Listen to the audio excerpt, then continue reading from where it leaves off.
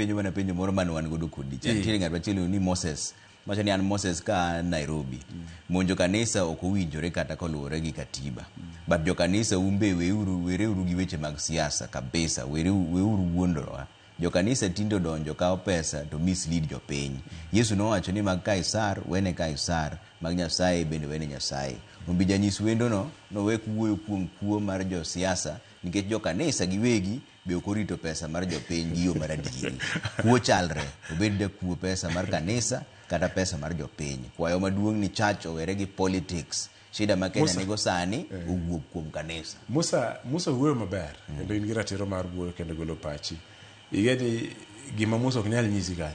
Ok onyal keto ni ratiro mar kuono. Igeni kibiro tiwacho ni All Saints kwalo pesa kama kata All Saints chamo pesa jo kanisa maka. Ana wuoyo kuom All Saints. Akwati kum kanisa mari. No, ema wacho. Aze wacho ni wawe nywando, wae manywanda.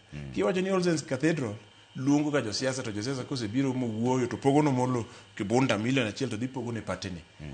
Achung moriere ka wacho ni kata ja siasa giwinjo wasani molo ahinya ma makaluo kata musiepena na pogo no ngane pesa ni nikech nyomia microphone awuoyo mokwongo kiwuo kare kanisa ono omiyo ka wuoyo ka Moses ta wuoyo gi chir mogik nikech gik ma wacho gin gik matimo ok gin gik ma goya ga mbaka kata ni kanisa ni moko to nyambe omera kibiro Nairobi Moses bi mondo le All Saints mi ye chai maber ma watedo gi pesa jo siasa gi pesa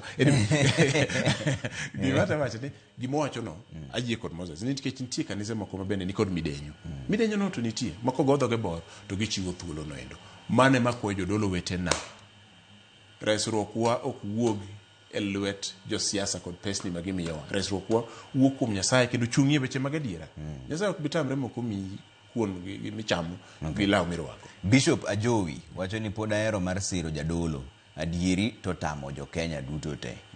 Omiyo paro weuru Nyasaye ochul kuor ngado bura to ken maru mane wach ma Yesu nomiyo beduru kod mirembe. Treva jadolo no owere gi siasa. Kwani ochuno ni nyaka giwuoye wach mar budget e kanisa. Yaye oyiera chiel kuom jodolo kata siasa nikech gine mane gimiyo Waruto. Koro giwe gonwa koko. Kama chelo wino wacho ni Treva nisomulo ni kapod girwako jo siasa kanisa to pod giikre ne monj ma endi jaduong' wuor. Erokamano.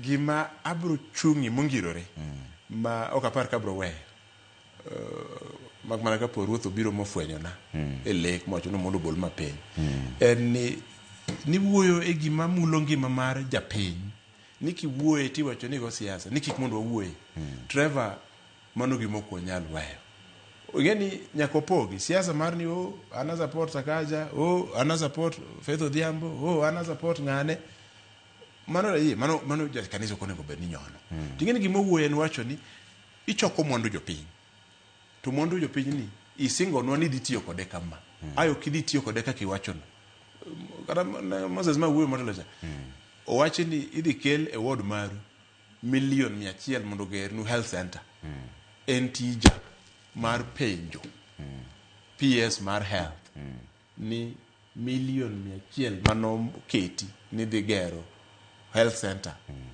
ward makama ang'o miyo ko gere iyudo ne 100 no ban to duoki dhi timo gik moko kati dhi kwal mondo idhi kwal go kura jo nyikora moga juang kwa we ni okwa penj gigo eko tim ichal ngama ichoko pesani tikete lwet ngato tiko ni dhi tim go gimidwaro ok nyalore wakonjo thurwa civic education nyaka watim wan gi otimo gi blog ni civic education we mondo thege en puodho jopiny mondo ging'e ratiro margi ok en siasa meka ochung tichung koni nyaka wawuoye weche gi Yesu ka Jehova no wuoye weche gi eki kendo penjo mateko penjo Pilato giri upenjo Herode giri nang'o mi gik makamago timre ko wuoye kawuono ni keto ji tesre tikoni nang'o mi yeth onge dispensary nyindi nyo gol pesa kuwuok e sirkal mamalo mokele county ang'o mi county ok nyal kelo yath kani ni ka penjo tiko ni mane Anglican go siasa joka ora mano miriambo ndiga machielo wacho ni